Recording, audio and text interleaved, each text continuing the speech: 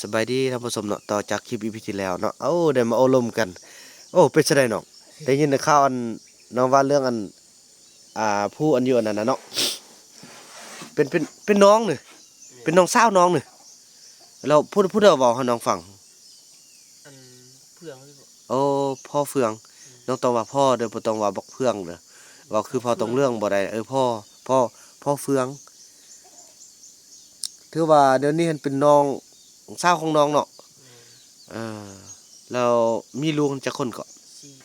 มีลูก4คน4คนอืมน้าอันเดียวกันนั่นแหละหน้าคือกับน้องกันเลยอืมมีลูก4คนแล้วเอาพวกเราสูงแล้วคือได้ยินดอกว่าอันพวกอันอยากปะน่ะอืมเอาอันอยู่น้ำปรีติบ่เออแล้วน้องเฮ็ดนาเราจักเทื่อแล้วเทื่อหนึงเทื่อนึงน่ะอืมเห็นดดแล้วบ่เห็นต้นแล้วเอาเป็นผู้หญิงเนาะแม่นแล้วน้องอยากอันคันว่าสมมุติว่าคันน้องฮู้แบบนี้แล้วน้องอยากให้อ้ายเอามาอยู่นำบ่ทำแล้วทำลาวเนาะแม่นแล้วได้ยินอันเขาว่าพวกอันอยากปะบ่แม่นคันอยากปะก็จะเป็นได้บ่มีบุญอยู่ก็เนาะอืมเออ แม่นบ่ได้วนบ่คันซันนี่ไอสิค่อยอันไปจอบเบิ่งแล้วก็ไปไอจะบ่ฮู้ว่าเป็นอายเทื่อไอจะขอไปศึกษาไปโลกไปกวดเบิ่งก่อนหั่นนะแม่นไอสิเอาพอเฟืองเอาพวกน้องแหละพาไปแล้วไปจี้จุดให้ไอสิค่อยไปเบิ่งเนาะอืมแล้ววันนี้เราฮู้ความมงได้เนาะอยู่ในมงอะเนาะอยู่น้ำหมองความลาวก็เราก็ฮู้ติบ่ฮู้โอ้ได้ผมมงเฮ็ดซะได้ไอ้บ่ฮู้ความมงว่าบัดนี้ผมเล่าก็เป็นน้อยหนึงภาษาปากมันซั่นเออ บ่ได้อยู่ละสูงนะความละเทิงบ่เป็นตินะป๊าดโธบาดนี้เรื่องบักใหญ่ๆบาดนี้ฉันก็สิเอาอันแล้วก็ทำแล้วเบิ่งเป็นได้ไว้หามันเนาะอืมทำแล้วเบิ่งดีอืมๆโอ้ไปเฮ้ยเป็นหัวกันลูกตีบ่ลูก4คนน่ะแม่นอืมแล้วพวกอันพวกว่าจักปะแม่นบ่น่ะอืมผู้อยากปะโอ้ตายนั่นก็เป็นของฉันก็อยากขอให้น้องหันเบิ่งเวียกเบิ่งงานเสียหญ้าคาหุ้นอันช่วยอ้ายเด้อมันแล้วไว้แล้วอ้ายจึงสิไปอ้ายสิไปกวดกาเบิ่งเป็นห่วงได้คันว่าโอ้เราอยากมาก็เอาเรามาเด้อาจังซี่แหละอยู่พี่ก็อีหลีก็ว่าอยากหนีเข้าป่าอีติ๊กก็อยากหนีเข้าป่าผู้ใดอยากหนีก็หนีผู้ใดหนีไปรถซอกผู้ใหม่มาอยู่นั่นแหละเอาสำคัญจะเอาพวกน้องพุ่นแหละมาพัฒนานะอยู่ผู้ที่ลึงกับสภาพประเทศนอกล่ะเนาะเคยจุนี่เนาะนี่แหละอันนะเว้าก็ได้แต่เว้าซะแหล้วเออคือเซาลีปานนี้บ่เห็นลุกนี่นะฉันนะติ๊กนี่แล้ววับแหละติ๊กกันเป็น11 12โมงน่ะบางคนน่ะบอกว่าเป็นหยังบ่ให้สาวติ๊กเฮ็ดเวียกเฮาก็บอกแล้วเขาก็บ่เฮ็ดเด้พี่น้องเอ้ยเฮ็ดเอาได้เป็น บอก ได้ก็สิปลุกเสียให้อันแล้วมื้อนี้น่ะนี่สู้สนำเขาได้เสียหยังให้เด้อแล้วอันบุญรอดหั่นเอาไว้นำแม่เฒ่ามีหั่นเป็นรอดบุญรอดหั่นน่ะแม่เฒ่ามีอีเลียนก็ต้องหาเสียนำช่วยกันโอ้ย1 2 3 4เด้อมี1มี2มี3มี4 5 6ก็ไปคูณสินะ6คนเฮ็ดนาบักเยอะน่ะเนาะคอยเสียขึ้นน่ะมื้อหนึงได้บักหลายได้แม่นบ่กำลังช่วยกันเฮ็ดน่ะเจ้ากันเฮ็ดก็ได้เฮ็ดเป็นก็ไปคนย้ายไปหรือว่าสิอันนั้นบ่สิแบ่งเป็นของไผของมันบ่ไอ้ไปแบ่งให้ทำแล้วเบิ่งผู้ เฮ็ดซะได้สิแบ่งบ่ เลิกกันเด้บ่เลิกกันคันว่าคันว่าแบ่งอาจสิแบ่งเฮาเป็นของไผของมันเลยเสียของไผของมันบัดค่ายแล้วก็ค่ายของไผของมันนั่นได้เอาบ่แต่ว่า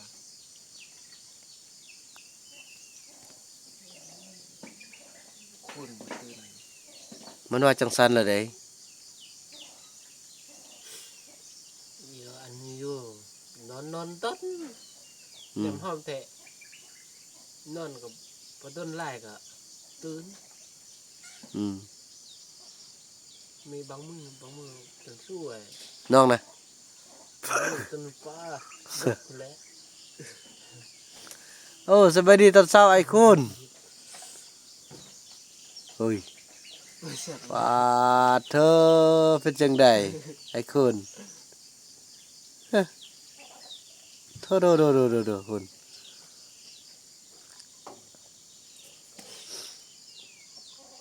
ไอ้คุณก็อยู่นำพระจันทร์นี้อ่า คำน้อยอยู่บนเทิงอ่า บอกคำน้อยแด่สวยเมียอีก บ่ใช่คำน้อยนั่นย่านเถอะมันมีเวียกเฮ็ดแล้วคำน้อยน่ะมันอันนี้ไอ้มอพอมันอนามัยอยู่เทิงนั้นแล้วมันสิเลี้ยงเป็ดเลี้ยงไก่ผู้เดียวมันอีก ย่านเถอะมันบ่ได้อันนี้ค่ายกะมันก็บ่เอานำเฮาดอกมันสิเอาผู้เดียวมัน เอาเดียวมัน อืม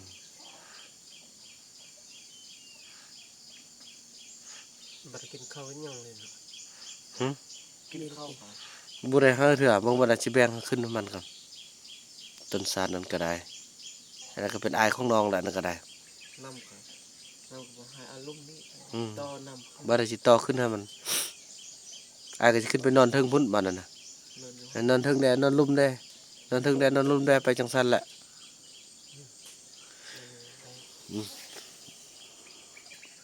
อ้าถอยยุงขนาดเป็นน้องแอนนั่นก็ได้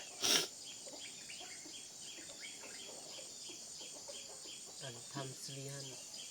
แบ่งกับแป้งทำมันถูกอันนั้น อืม แต่บ่ฮู้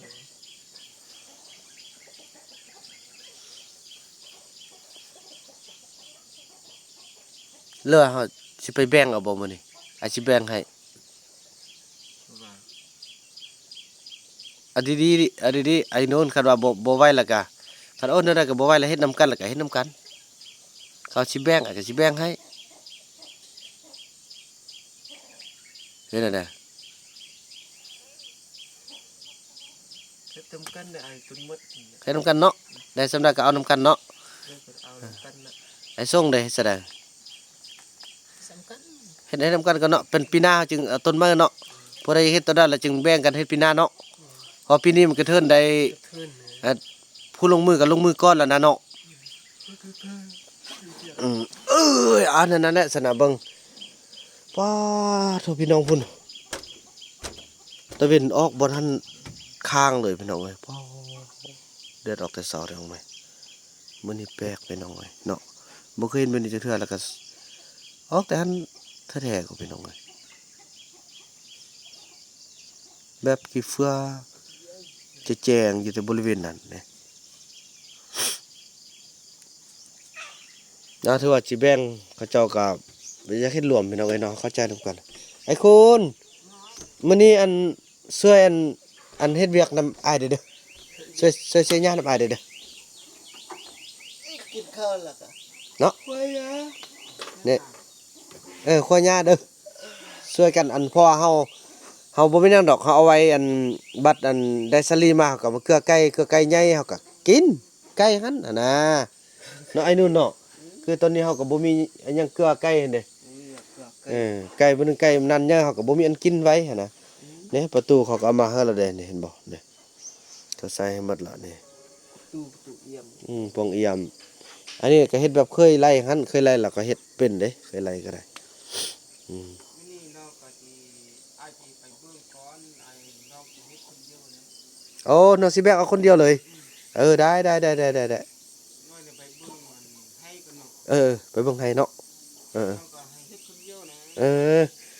อหรือว่าซะได้ผู้หนึงแบ่งแล้วก็แบ่งหมดเลยบ่แบ่งเอาของพ่อของมันบ่เนาะบ่ไปเบิ่งกันตัวจริงเนาะ ไปเบิ่งก่อนนะ เบิ่งตัวจริง ทำกิน ทำเอลี่กับอันนั้นพอดีละจะได้แบ่งกันลองเบิ่งจะได้แบ่งกันคือไอ้คูณว่าเนาะแบ่งกับแบ่งแล้วบัดค่ายกะค่ายของพ่อของมันเนาะ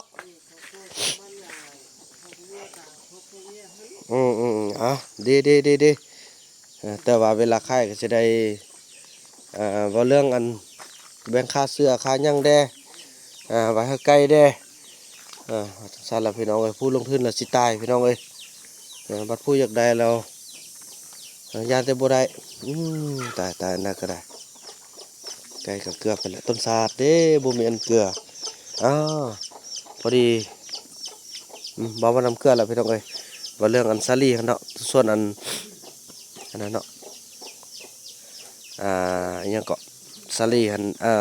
หัวหันนั้นซื้อไปไว้พุ่นละ เพราะว่าแม่เจวอนเฮาเนาะเป็นคนที่ว่าอุปถัมภ์ความสูงหัวหันอยากได้แต่ซาลีนแหละมาปนแต่ว่าซาลีนบ่มีพี่น้องเอ้ยได้ผลิตเอาเปิดปีหน้าก่อนเคยหลายมื้อนี้นี่อันนั้นเด้อล่มกันแล้วมันเป็นจังซี่เขาว่าสิแบ่งเป็นล็อกไผล็อกมันสั่นมื้อนี้เฮาไปจัดแบ่งกันเป็นล็อกเด้อล็อกฮักซ่าแบบหญ้าน่ะล็อกไผล็อกมันแล้วบัดนี้เฮายามค่ายก็สิได้แบ่งเข้าเป็นครึ่งพุ่นแหละเพราะว่ามันคันว่าบ่แบ่งครึ่งเขาหมดสำคือว่าเฮายังมีไก่ยังมีค่าเสื้อค่าไทยค่าอนามัยหยังต่างเฮาได้ใช้ทุนหมดเด้น้องคือกันน้องก็ได้ไปเบิ่งนำเด้อต้องได้เสียหญ้าพอได้ลงทุนขนาดนี้แล้วเขาจะปะทิมบ่ได้พี่น้องเอ้ยเนาะ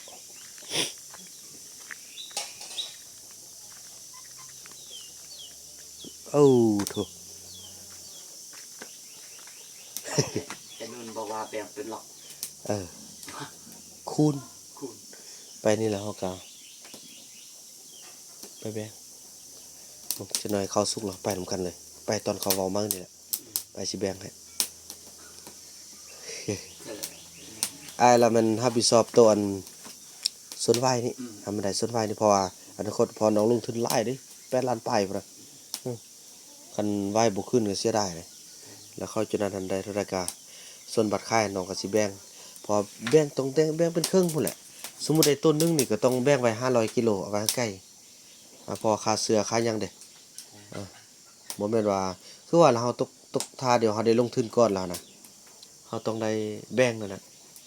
ตามใจเขาเนาะถึงจังได๋นี่เข้าสุกแล้วเฮาไปนำกันก่อนเด้อ เบ้งนะไอ้ เขาว่าสิแบ่งรับผิดชอบของพ่อของมัน เบ้งกับเบ้งเดี๋ยวเขากินเห็ดกินกินมัน อืม เดี๋ยวเห็ดยากเห็ดน้ำมันเห็ดเห็ดลาวแล้ว นี่น้องกับพ่อน้องอีกแล้วบัตรเขาบ่ช่วยก็ว่าเขาบ่ช่วยแบ่งบัตรค่ายอ้ายนี่น่าเป็นผู้จัดการนะน้องจะว่าหยังซะนั้นคำว่าพ่อเขามันยังบ่ทันนั่นเด้น้องแต่ว่าคั่วกินคั่วโลดเป็นจังดอกเข้ากับน้ำสัมปากอันนั้นอดทนไปก่อนน้องหรือว่าน้องสิมักซะใดน้องสิมักแบ่งคั่วพักของมัน ขันเบ้งกับเบ้งเลยขันบ่เบ้งกับบ่เบ้ง นอสนี้ คันบ่แบ่งแล้วมันเขาบ่เฮ็ดนำเด้น้องเฮ็ดจังไดเอาน้องคือดีๆแล้วน้องสิ แล้วแล้วน้องสิไหวบ่คันอาจจะบ่แบ่งเราคันแต่ละมื้อคันมีแต่น้องส่งอีหลีเขาก็ฮู้เป็นแนวนั้นแม่นบ่น้องส่งแล้วก็ไอ้เฟืองเขาเฮ็ดเอาบ่หรือบ่แบ่งบ่แต่ว่าจริงแล้วคันแบ่งนี่ถ้าสิเปรียบอยู่แล้วเพราะว่าอ้ายเป็นผู้ลงทุนโดดให้เอาว่าน่ะผู้น้องผู้เฮ็ดรักษาแล้วก็ค่ายได้เป็นของผู้น้องซื้อผู้น้องยังยากกันส่ำนั้นอ้ายเป็นผู้ติดหนี้หัวโตเดี๋ยวนี้น่ะอ้ายเป็นผู้ติดหนี้เดี๋ยวนี้น่ะลงทุนให้พวกน้องล่ะความมันยากน่ะเฮ็ดเอาได้เอาแต่พวกน้องว่าเด้อยากเห็นน้ำกัน จิจ้าเฮ็ดกัน คัน ว่ายืนกินกันได้นะ แนวนี้ซะคันว่าเฮ็ดนำกันก็เฮ็ดนำกันแล้วอาก็สิบอกว่าเฮ็ดนำกันซะมันบ่ได้ละก็พวกเฮาก็เทินได้เฮ็ดก่อนแล้ว ถ้าว่าจีแบ่งพุ่นตัวไหนกินเหล้าตัวไหนแพ้เหล้าเงินบ่ หรือว่าเอาเดินนั่นบ่ก็กินผักกินมันไอ้เฟื่องก็คิดซะได้ คันเขาเห็นนั่นเห็ดก็ได้เฮาบ่มี เจ้าได้บ่ปัญหาอยู่ดอก หมู่ เอา แล้วพาได้นะบ่ทราบ เอาจังซี่ซะ เฮาเนี่ย ฉันเฮาบ่ฟังของเขาน่ะเขานี่อยากเฮ็ดมื้อใดเขาก็เฮ็ดบ่อยากเฮ็ดเขาก็ไปซั่นนั้น เม็ดกันแล้ว ฉะนั้นเฮาอาศัย1 2 3บักนู่นนั่นก็บ่เชื่อดอกบ่เชื่อดอกมื้อนึงมันก็ไปฉะนั้นอาศัย3คนเฮาแล้วก็อีหลีก็สิกำกับมันตึมบ่คอมเมนต์ได้อีหลีน่ะอยู่ก็ต้องได้เฮ็ดเวียกถ้าบ่เฮ็ดแท้ๆก็บ่กินข้าวอีกอันนี้ก็ได้แล้วว่าคันว่าเฮากำจัดหัดแคบคันสิบ่อยู่ก็บ่เป็นหยังเฮาก็บ่ห้ามอีกสิไปไสก็ไปเฮาต้องว่าจังซั่นแม่นบ่แต่ซั่นน้องคือกันเดี๋ยวนี้หั่นอันนี้เด้อไอ้เฟืองมาเฮ็ดเวียกกินเงินเนาะ น้องบ่ได้กินเงินแม่นบ่ฉะนั้นน้องบ่ต้องคิดน้อยใจเพราะว่าให้น้องคิดว่าอันนี้เป็นของน้องเป็นเครื่องน้องน้องดีพอตายแล้วมีคนมาจ้างแทนเฮ็ดเวียกให้เพิ่นน้องเด้อให้น้องขึ้นเท่านั้นคิดว่าทุกอย่างเป็นของน้องอยู่นี้แม่นอยู่ไอ้เฟืองเรามาเป็นรับจ้างเอาเงินมีมื้อนึงเราก็มีเงินมีคำเราก็ไปสร้างบ้านสร้างเรือนเราอยู่พุ่นเฮาน้องคือจังซั่นไดบ่แม่นเจ้าเฮ็ดเวียกกินเงินได้อีหยังตัดต้องยังตั้งค่อยนี่พอเฮ็ดไปบ่คิดหาน้องหาคิดว่าน้องนี่ยิ่งใหญ่กว่าเขาน้องมีทุกอย่างแหละดินดอนต้นหญ้ามีห้องมีเฮือนทุกอย่างเป็นของน้องน้องบ่ได้ลงทุนหยังแหละไอ้เฟืองเราบ่มีบ่อนอยู่ใดเรามาหาเงินกับเพื่อนเราไปปรุงเฮือนเรานะคิดฉะนั้นหาน้องคือตัวนั้นบ่ต้องคิดว่ากูบ่เฮ็ดแหละกูบ่เอาแถวว่ากูบ่ได้เฮ็ดกินเงินเดือนคืออันผู้อื่นใดนะบ่ต้องคิดเด้อไอ้เว้าเพื่ออย่าน้องคิดนั่นต้องเข้าใจไอ้ส่งคือกันไอ้ส่งคิดว่าเป็นของตัวเองเด้อเป็นของพ่อของแม่ของตัวเองอยู่นี่เนาะบ่ขึ้นอื่นโหไอ้คุณก็เริ่มไอ้นุ่นล้างถ้วยแล้วลี่พอลุกแล้วติลี่สวยแล้วได้ตอนนี้น่ะแม่7 โมงยังแล้วลี่คือกันคันอยู่นี่ก็ต้องเฮ็ดเวียกสาวลีน่ะสิมาคัดใส่นี่เฮาบ่มักเฮาบ่อยู่เซิ้นเมื่อมื้อนี้เลยก็ได้เฮาบ่เอาแล้วเฮาก็บ่มักคือกันคนแบบนี้น่ะต่อไปนี่สิบ่ได้เอาใจกันแล้วได้เอาใจมันยามเฮ็ดดีเกินมันบ่ได้ในเฮือนครัวกำลังต่อเติมพี่น้องเอ้ยแล้วโครงการนี้เพิ่นมามอบนี่ถ้าเบิ่งบัดมอบโครงการแล้วนี่นะเฮาสิเฮ็ดเวียกนี่ตอนนี้เฮาอดซื่อๆนะเด้นี่หาน้องเข้าใจเด้อไอ้อื่นๆเนาะๆนี่ย้อนอยากให้โครงการน่ะสำเร็จอยากให้เขาเจ้ามามอบว่าเป็นของพวกเฮาคือตอนนี้บ่ได้มอบบ่ได้บ่ก็หมดได้บ่ได้มอบบ่มีเอกสารเป็นลายลักษณ์อักษรเห็นบ่เอกสารเขายื่นให้อ้ายน่ะเพื่อหยังเกียมมอบรับตัวนี้นี่แหละคันว่าแม่นอยู่เขามอบเอกสารแต่ว่าเขาบ่ได้เซ็นให้เด้ตัวนี้มื้อใดมีลายเซ็นจากศูนย์กลางจากแขวงจากเมืองจากบ้านมอบให้เผ่าตรงเรื่องให้พวกน้องสิโอเคอ้ายปฏิรูปแต่ว่าตอนนี้อ้ายเย็นๆก่อนเห็นบ่อ้ายเพื่อหยังเพื่อเขาเจ้าอยู่นี่หลายคนเสื้ออ้ายบ่ให้เป็นอันนี้ดอกเห็นใจพวกน้องอยู่แต่ว่าพวกน้องก็ต้องเห็นใจอ้ายเด้ช่วยกันเฮ็ดเวียกอ้ายคิดนำคงอยู่คงกินกับปานนั้นเด้อนี่เห็นบ่เฮาบ่มีคงอยู่คงกินตอนนี้ย้อนหยังเดี๋ยวนี้ไก่เฮาก็บ่มีหัวเฮาก็บ่มีสลีแล้วซั่นซะใส่หัวอาหารมันก็บ่ร้อนเด้เปานึงก็บ่แพงเปานึง3 แสนปลายเดี๋ยวนี้ก็แค่ได้มีแม่จีวรเพิ่นช่วยนั่นแหละอาศัยเฮาแน่หาน้องคิดว่าจังซี่ไอ้เว้าตรงๆกับน้องตอนนี้เลยน้องบ่คิดว่าย่านสิบ่มีพายุนี่ถ้าว่าเขาบ่อยู่แท้ๆน่ะอาจสิประกาศเอาคนทุกข์คนยากอยู่ทั่วประเทศนี่ผู้ใดบ่มีเงินอยู่ผู้ใดบ่มีดินผู้ใดทุกข์ยากสิมื้อนี้ก็มาปักความเดียวน่ะเต็มเลยน่ะคนสิมาสมัครน่ะแท้น้องเสื้อน่ะบ่ทาย่านว่าสิบ่มีคนอยู่น่ะแต่ว่าอันนี้เฮาสร้างให้พวกนี้อยู่ก่อนถ้าพวกเขาพวกเบานู่นจูนี่น่ะเฮาต้องเรื่องคันบ่อยู่แท้ๆน่ะไอ้ออกคำเดียวเต็มหมดเฮือนน่ะบ่มีฮอดบ่อยู่แปดหมดอันนี้คนสิมาอยู่น่ะเสื้ออ้ายนี่น่ะเห็นบอกขนาดอ้ายประกาศว่าเซาลีโสดเด้ออยากได้ผัวนี่ขนาดน้องอยู่ไสน้องก็ยังมาฮอดแท้จริงเซาลีบ่กล้าเด้คนสิมาเอาแต่ไอ้ว่าคัดสั้นผู้ใดมาเอาเห็นบ่อ้ายยังบอกว่าผู้ใดสิเอากันตอนที่บ่มีหยังหั่นบ่ตอนอยู่ดงอยู่ป่าคันมาตอนนี้สิเนี่ยเห็นบ่แบบนี้น่ะประกาศมาอยู่หรือประกาศให้อันมาเอาอีหยังต่างสมมุติว่าน้องนี่คันเซาลีเราบ่อยู่สิเดี๋ยวนี้มันมีเหตุและผลสิไอ้ประกาศเดี๋ยวนี้มันก็มาแล้วเนี่ยไอ้บอกว่าเดี๋ยวนี้บ่ไล่สดเด้อเอามีคนเอาสิปั๊บบึดคนสิมาน่ะเสื้ออ้ายนี่นะออกจากปากอันนี้นะนั่นแหละไม่อยากกะยาอดทนเขาตอนนี้เด้อโอ้ยเจีย5ใส่ขนาดขนาดน้องนี่นะไอ้เฟืองฟรีน้องนี่นะดินทำการผลิตยังบ่มีจักตอนดินต้นเดียวพวกเฮือนนั่นโหบ่ซื้อน่ะ145 ล้านบ่ธรรมดาเด้ขนาดพวกน้องนี่จักกี่เฮกตาร์พวกน้องมาอยู่ฟรีๆเขามอบให้นี่เป็นปุ้นทอฟ้าแล้วน้องเอ้ยนั่นแหละโอ้ยอยากสั่งแหละหาพวกน้องสู้มื้อนี้นดกะยะเฮาต้องอันสั่นกะสิบ่ได้ไปกวดกาแล้วเริ่มต้นอันกวดตอนอันเสียตอนอันที่เด้ออันไหว้เด้อเสียไหว้ไปพุ่นเด้อเอาไหว้ให้มันได้ที่สุดเพราะไหว้คืออนาคตของเฮาเด้มากมันเขาก็ซื้อโล30ไปที่บ้านแหนฉะนั้นเขาซื้อมากาไปนี่แหละ 30ไปขายพุ่น เอ้ไอ้เฟืองคันวันแล้วคันวันแล้วส่วนแล้วไอ้ก็สิได้ไปเบิ่งอันผู้น้องของเรานี้เดี๋ยวนี้ก็ว่าบ่มีคนอยู่นี่ โดยน้องเรายืนเอาเขายืนปุ้ยนะ เออ โดย เนี่ยพวกก็อยากปะนี่ก็ย้อนครบทุกข์ความยากนี่ลองเบิ่งจังซั่นแหละกระจังกระแจงกันเท่านั้นแหละพี่น้องเอ้ยเด้อนั่นน่ะไอ้เห็นลังหน้าลังตาเราคือว่าแหละอันไอ้สิไปแล้วฟังเด้อมีหยังก็อย่าเด้อเบิ่งคันว่าซาลีของเราสิไปนี่เด้อมอบสิทธิ์มอบนัด2คนเด้อ3คนเด้อคัน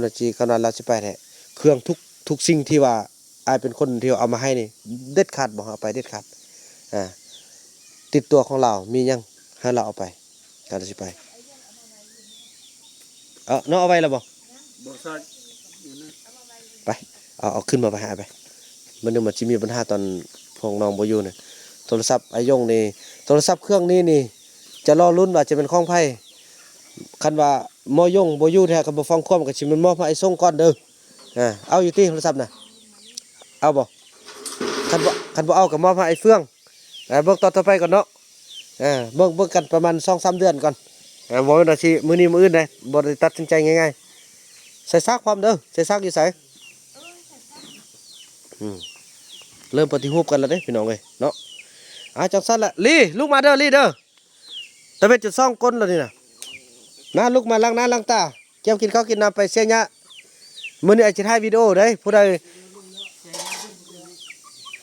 บ่เสียหยะนี่ FC เห็นแหละโอ้สอรี่ขี้คร้านนั่นแหละทุกวันนั้นพี่น้องคลิปนี้บ่าวนำขออนุญาตจบคลิปกันสำนี้ก่อนเนาะแล้วพบกันใหม่ในคลิปต่อไปเด้อพี่น้องเอ้ยคลิปนี้บ่าวนำขอกล่าวคำว่าสบายดี